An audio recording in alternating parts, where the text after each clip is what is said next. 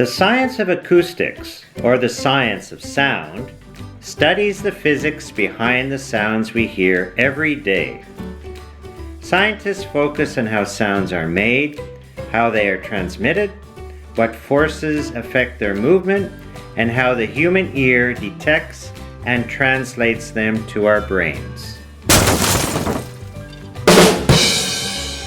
Sound waves are longitudinal waves that travel through a medium, like air or water. When we think about sound, we often think about how loud it is, that's the amplitude or intensity, and its pitch or frequency. When an object moves, the molecules of the medium also move around it very slightly, causing the air particles to bump into each other. This creates areas where there are many molecules pushed close together, compressions, and areas where molecules are spread far apart, rarefactions. These are sound waves that radiate out from the source in circles. The speed depends on the medium. More dense materials can better transmit sound.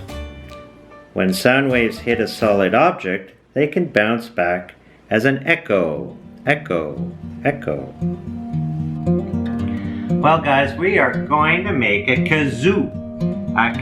So basically all you need is a little roll like this, some wax paper, some scissors, and an elastic. So you can see I'm taking my roll here and I made a little hole right here with the scissors. Now I'm taking the wax paper and I'm going to put it over the end, just like this. And I'm going to make it tighter. Let's make it tighter. There we go. And then I go.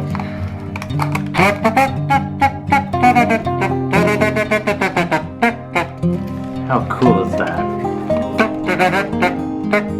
Now remember, you have to leave a little opening while you're singing or blowing into it.